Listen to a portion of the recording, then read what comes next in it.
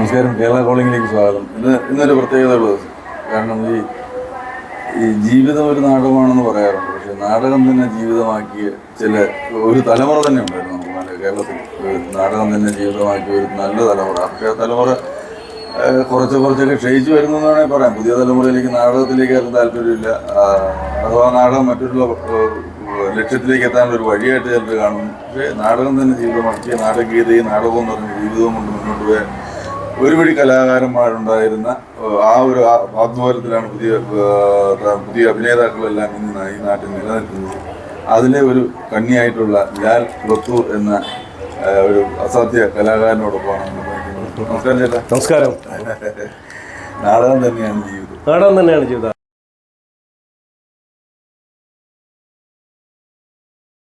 അത് 44 വർഷം തൊട്ട് ഞാൻ പ്രീ ഡിഗ്രി പഠിക്കുന്ന സമയത്താണ് നാടകത്തിൽ ആദ്യമായിട്ട് വരുന്നത്. അതായത് കാട്ടൂര എന്ന ഒരു നാടകം, നല്ലൊരു നാടകമായിരുന്നു. അത് എസ് എൽ പുരം സാറാണ് സാറാണ് അത് സൂര്യസ്വാമി എന്ന് പറഞ്ഞ. അപ്പോൾ അതിൽ രാജൻ പീതറിൻ്റെ മകനായിട്ട് അത് ഇൻ്റർവ്യൂ ചെയ്ത് വിളിച്ചതാണ്. ഞാനുണ്ടായിരുന്നു. അപ്പോൾ അന്ന് ബെന്നി ഉണ്ടായിരുന്നു, നമ്മുടെ ഇപ്പോഴത്തെ തിരക്കഥാകൃത്ത് ബെന്നി പി നായരും. അങ്ങനെ ഒത്തിരി അന്ന് അതെ അഭിനയിക്കാനുള്ള ഇൻ്റർവ്യൂ. നമ്മളന്ന് പത്രത്തിൽ ഒന്നും വേറെ മാധ്യമങ്ങളൊന്നും ഇല്ലല്ലോ, ഒന്നുമില്ല. അപ്പോൾ നമ്മൾ ഇൻ്റർവ്യൂ ചെയ്ത് പത്രത്തിലൂടെ ഒരു പരസ്യം വന്നു. നടീനടന്മാർ ആവശ്യമുണ്ട്, 18 വയസ്സിനകത്തുള്ള ഒരു പയ്യന് ആവശ്യമുണ്ടെന്ന് പറഞ്ഞു. അങ്ങനെ ബെന്നി പി നായരമ്പലും ഒക്കെ ഞങ്ങൾ ഒരുമിച്ച് പിന്നെ ഒരുപാട് ഇൻ്റർവ്യൂകൾ പറഞ്ഞിട്ടുണ്ട്, എൻ്റെ കാര്യങ്ങളും എല്ലാ കാര്യങ്ങളും പറഞ്ഞു. അപ്പോൾ എന്നെയാണ് അന്ന് സെലക്ട് ചെയ്തത്. തുടക്കം അതായിരുന്നു. പിന്നെ അത് കഴിഞ്ഞ് അത് ഒരു 5 വർഷത്തോളം കേരള അങ്ങോളം കളിച്ച. പിന്നെ സിനിമയായി. തിലകൻ ചേട്ടനായിരുന്നു. പിന്നെ രാജൻ ബിദേവിന് പകരം തിലകൻ ചേട്ടനാണ് വിഷം ചെയ്യുന്നത്. പിന്നെ പ്രശസ്തമായ കുറേ നാടകങ്ങൾ, പിന്നെ ഒത്തിരി നാടകങ്ങൾ എന്ന് പറഞ്ഞാൽ ഒരു 5 സ്റ്റാർ ഹോസ്പിറ്റൽ എന്ന് പറഞ്ഞാൽ ചാലക്കുടി സാരഥി. അന്ന് അത് പ്രൊഡ്യൂസ് ചെയ്തത് ജോസ് പല്ലിശ്ശേരി. ഇപ്പം ജിലോ പല്ലിശ്ശേരിയുടെ അച്ഛൻ, അദ്ദേഹത്തിൻ്റെ മകനായിട്ടാണ് ആദ്യമായിട്ട് അഭിനയിക്കുന്നത്. അത് റാഫേൽ എന്ന കഥാപാത്രമാണ്.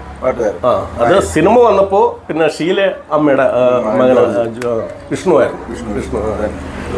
അങ്ങനെ അതുകൊണ്ട് പിന്നെ അന്നോട്ട് ഇത്രയും വർഷം 44 വർഷം നാടകം തന്നെയാണ്. പിന്നെ ഇടയ്ക്കൊക്കെ സീരിയലിലെ ചെറിയ വിഷയങ്ങളാണ് നമുക്ക് പോകാൻ പറ്റാതായി, കണ്ടിന്യൂറ്റി നമുക്ക് പോകാൻ പറ്റില്ല.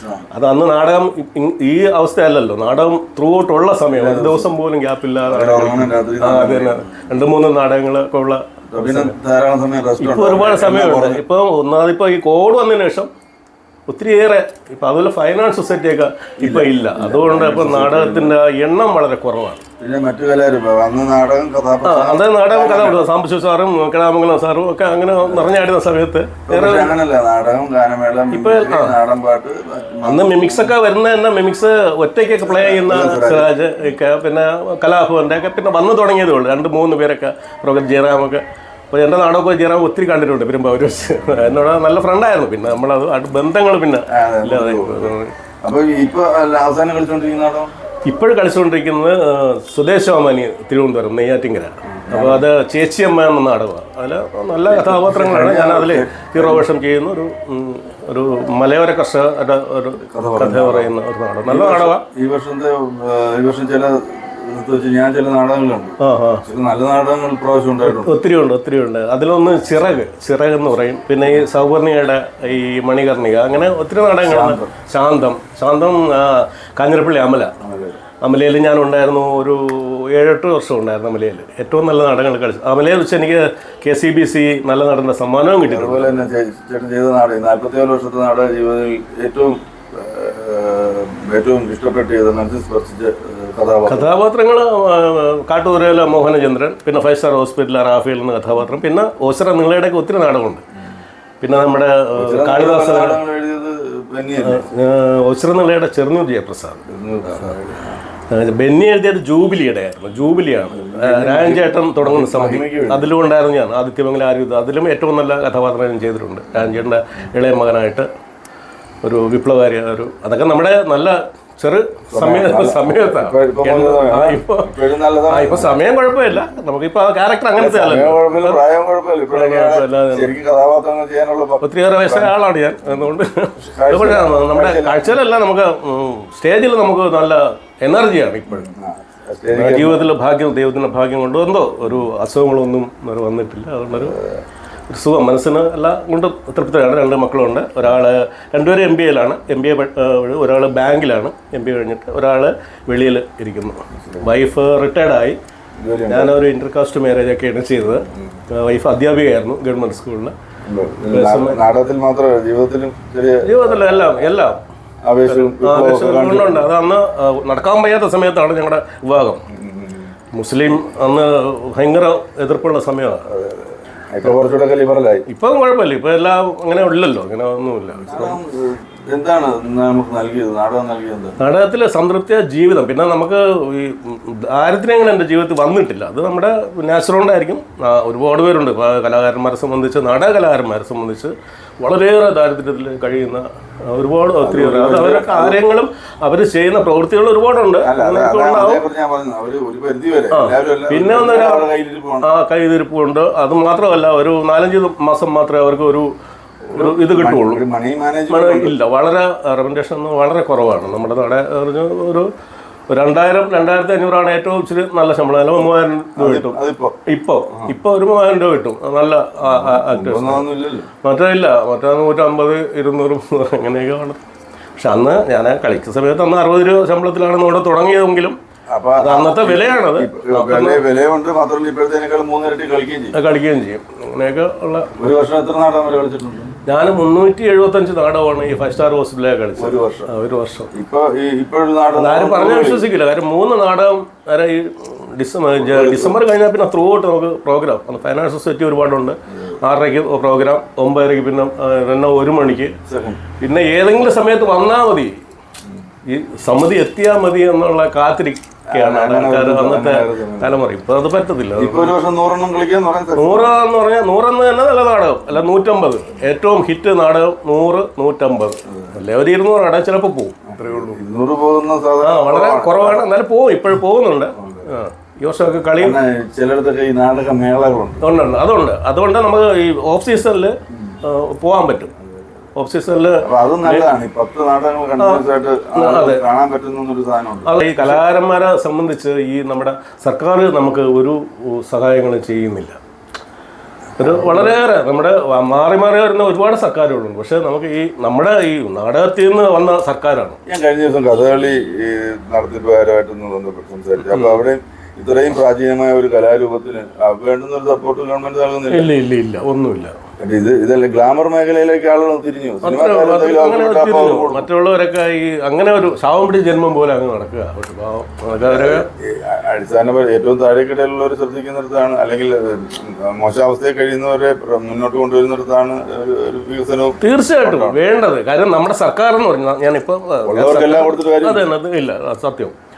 അന്ന് നമ്മുടെ ഒരു കമ്മ്യൂണിസ്റ്റ് ഭരണത്തിൽ നിന്ന് നമ്മുടെ നാടകത്തിൽ നിന്നല്ല ഇവരൊക്കെ വരുന്നതും എല്ലാം. അല്ല, അതൊക്കെ ഒരു മറന്നു പോയെന്ന് മാത്രമേ ഉള്ളൂ. പക്ഷെ നമ്മുടെ തീർച്ചയായിട്ടും ഇപ്പോഴും അതിന് കഴിയുമെന്നുള്ളത് നമ്മൾ ചിലപ്പോൾ നാടകക്കാർക്ക് വില മനസ്സിലാകാത്തതിന്റെ ഒരു പ്രശ്നമുണ്ട്. അതെ, ഈ നാടകക്കാർ വിചാരിച്ചാൽ ഇവിടെ ഇനിയും മാറ്റങ്ങൾ വരുത്താൻ കഴിയുമെന്ന് മാറ്റം വരുത്താൻ അത് ചിലപ്പോ വലിപ്പം അറിയാത്ത കലാകാരന്മാരാണ് കൂടുതൽ ഉള്ളത്. തീർച്ചയായിട്ടും എപ്പോഴും സ്വന്തം അന്നം കഴിയണമെന്നുള്ളതിനപ്പുറം അതിന്റെ ശക്തി അറിയാത്ത കുറച്ച് കലാകാരന്മാരുണ്ട് എന്നുള്ളത് വിഷമത്തോടെ പറയാൻ പറ്റും. ഇപ്പോഴും നല്ല പ്രതിഭകളായിട്ടുള്ള എന്ന് പറഞ്ഞാൽ ഈ ലോകത്ത് തന്നെ ശ്രദ്ധിക്കപ്പെടേണ്ട ആർട്ടിസ്റ്റ് സുജാതൻ മാഷിനെ പോലെ വിരലെണ്ണാവുന്ന കുറച്ചു പേരെങ്കിലും ഉണ്ട്. ഒരുപാട് പേര് ഒരു ജോലി എന്നുള്ള അത്രയും സിമ്പിളായിട്ടൊരു മനുഷ്യനെ നമ്മൾ ജീവിതത്തിൽ കണ്ടിട്ടില്ല. ഇത്രയും വർഷമായിട്ടും ഒരഹങ്കാരവും ഇല്ലാതെ വളരെയേറെ കേരളത്തിലെ ഏറ്റവും കൂടുതൽ സംസ്ഥാന സർക്കാർ പുരസ്കാരം കിട്ടിയത് പുള്ളിക്കാണ്. അത് PSC ഇന്റർവ്യൂവിൽ ഒരു പുള്ളിയുടെ ഇതുണ്ട്, ചോദ്യമുണ്ട്. ഏറ്റവും കൂടുതൽ സംസ്ഥാന സർക്കാർ. അതിന് ഒരു അഹങ്കാരങ്ങളും ഇല്ല. ഇപ്പോഴും വളരെ മാന്യമായിട്ട്. ഇപ്പം പിന്നെ പഴയ പോലുള്ള ഊർജം കിട്ടുന്നില്ലെന്നേ ഉള്ളൂ. പ്രായം അതിൻ്റെ ഒരു ഇതുണ്ട്. അങ്ങനെയൊക്കെ. അപ്പൊ എന്തായാലും ഈ നാടകം നമുക്ക് നാടകത്തിന് വേറൊരു പ്രത്യേകത. നാടകം പൊതുവെ നാടകം പഠിക്കുകയും ചെയ്യുകയും ചെയ്യുന്നവർക്ക് ഒരു ഡിസിപ്ലിൻ ലൈഫിൽ ഉണ്ടാവേണ്ടതാണ്. തീർച്ചയായിട്ടും വേണം. അത് ഞാൻ എല്ലാവരോടും വളർന്ന് വരുന്ന തലമുറയോടും പറയുന്ന അതാണ്. കാര്യം അത് വേണം. ചിട്ടയോടുകൂടി ഒരു ഇത് വേണം. എന്നാലേ നമ്മുടെ ചിന്തകൾ നിൽക്കൂ, നമ്മുടെ ഊർജ്ജം നിലനിൽക്കൂ. നമ്മുടെ എല്ലാം പ്രവർത്തിക്കുന്നത് നമ്മുടെ ചിട്ടയാണ്, നമ്മുടെ ജീവിതത്തിൽ ഇത് ഡിസിപ്ലിൻ. അത് തന്നെ നമ്മുടെ ശരീരവും രഞ്ജു പറഞ്ഞ പോലെ ഡിസിപ്ലിനാണ് അതിൻ്റെ. നമ്മുടെ ശരീരവും ശബ്ദമാണ് നമ്മുടെ തീർച്ചയായിട്ടും അതല്ലെങ്കിൽ പോയി. രണ്ടും സൂക്ഷിച്ചു വെക്കേണ്ടത് നമ്മുടെ പക്ഷേ നമ്മളെന്ന് പറഞ്ഞാൽ എന്തുമാത്രം ഉറക്കൊഴിയുന്ന ഒരാളാണ്. പിന്നെ അതിനെ പറ്റിയുള്ള കുറേ കലാകാരന്മാരെ സംബന്ധിച്ച്, അത് നാടകകലാകാരന്മാരെ സംബന്ധിച്ച് ഇച്ചിരി കൂടുതൽ ഒരുപാട് അവര് എന്താണ് ഞാൻ പറഞ്ഞത്, ഇടക്കാലത്ത് വന്നവരുടെ നാടകം അവരുടെ ശീലങ്ങൾ മാറി. ശീലങ്ങൾ ഇപ്പൊ പിന്നെ ഇപ്പൊ നല്ല യുവതലമുറ വരുന്നവര് നല്ല വിദ്യാഭ്യാസമുള്ളവരും ഒക്കെ ഉള്ള അവര് ഇതിനോണ്ട് വരുന്നുണ്ട്. പക്ഷെ ഇത് വന്നിട്ട് അവരെ ബേസ് ഇതാണെങ്കിലും അവരെ ചിന്ത അടുത്ത ലക്ഷ്യം വേറെ എന്താണ്. എന്തായാലും നാടകത്തിൽ ഉത്തരം 44 വർഷം നിൽക്കാന്ന് പറയുന്നത്. എനിക്കിപ്പം ഗുരുപൂജ അവാർഡൊക്കെ എന്നെ സർക്കാർ സംഗീത അക്കാദമി എനിക്ക് കിട്ടി. അത് തന്നെയാണ് ജീവിതത്തിലെ ഏറ്റവും കൂടുതൽ. എൻ്റെ വൈഫുമായിട്ട് ഞങ്ങളുടെ കുടുംബമായിട്ട് അവിടെ ചെന്ന് ഒരു ദിവസം നമ്മുടെ ഗസ്റ്റായിട്ട് അവിടെ തൃശ്ശൂരായിരുന്നു, അക്കാദമിയിൽ വലിയ ഹോട്ടലിലൊക്കെ. അതൊക്കെ തന്നെയാണ് നമ്മുടെ ജീവിതത്തിൽ ഭാഗ്യം എന്ന് പറഞ്ഞത്. ഒരു ദിവസം പുള്ളി ഗവൺമെന്റിന്റെ ചെലവിൽ വരട്ടെ, ദൈവം അങ്ങനെ നാടകത്തിന് ഈ പറയുന്നത് പോലുള്ള കുറച്ചുകൂടി ഒരു ഗ്ലാമർ ഉണ്ടാകുന്ന ഒരു അവസ്ഥ ഉണ്ടാവട്ടെ. സിനിമ പോലെ തീർച്ചയായിട്ടും ഉണ്ടാവുമല്ലോ. നമ്മുടെ ലോകത്തെല്ലായിടത്തും എല്ലാ ഇന്ത്യൻ അല്ലെങ്കിൽ നമ്മുടെ വിദേശങ്ങളിലുള്ള എന്തുമാത്രം ആർട്ടിസ്റ്റുകൾക്ക് എന്തെല്ലാം സൗകര്യങ്ങളും ഈ സിനിമാ നടനേക്കാളും ഏറ്റവും ഭയങ്കരമായിട്ട് തിയേറ്റർ പ്ലേ വർഷത്തിൽ എത്രയോ വർഷം ഒരേ പ്ലേ കളിച്ചുകൊണ്ടിരിക്കുന്ന, അതും ടിക്കറ്റ് കിട്ടാൻ വേണ്ടി തന്നെ എത്രയോ വർഷം എടുക്കുമെന്നാണ് പറയുന്നത്. അത്ര അപ്പോൾ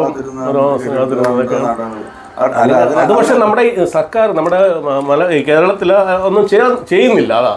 അതാണ് ഒരു തിയേറ്റർ സ്ഥലം അക്കാഡമി ആയിട്ട് ഒരു തിയേറ്റർ ഉണ്ടാക്കണം നമുക്ക് വേണ്ടി. ഇവിടെ നല്ല നാടകം കളിക്കാൻ തിരുവനന്തപുരത്ത് ഒന്നുമില്ല. അതുപോലെ ഭയങ്കര റെന്റുമാണ്.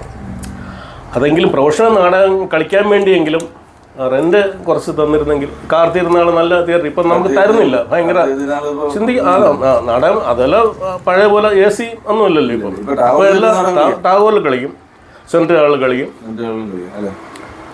അതൊക്കെ ചെലവ് ഭയങ്കരമാണ്. അതാണ് നമ്മുടെ ഒരു പ്രൊഫഷണൽ നാടകം കളിക്കാൻ ഒരു നല്ല തിയേറ്റർ ഉണ്ടെങ്കിൽ അതില്ല. അപ്പോൾ നല്ല വേദികളുണ്ടാവട്ടെ, നല്ല കലാകാരന്മാരുണ്ടാകട്ടെ, നല്ല ആസ്വാദകരുണ്ടാകട്ടെ. തീർച്ചയായിട്ടും നാടകത്തിന് ഇനി മുന്നോട്ട് വരാനുള്ള ചേട്ടൻ പോലൊരു കലാകാരനുമായിട്ട് 10 മിനിറ്റ് ഇരിക്കാൻ പറ്റിയെന്ന് പറഞ്ഞാൽ എൻ്റെ ഒരു വലിയ ഭാഗ്യമായിട്ട് കാണുകയാണ്. സന്തോഷം. എനിക്കും ഭയങ്കര ഹാപ്പിയായി ഞാൻ ഇൻ്റർവ്യൂവിൽ പങ്കെടുത്തല്ലേ. രഞ്ജിത എൻ്റെ നല്ല ഫ്രണ്ടാണ്, വളരെ സന്തോഷം.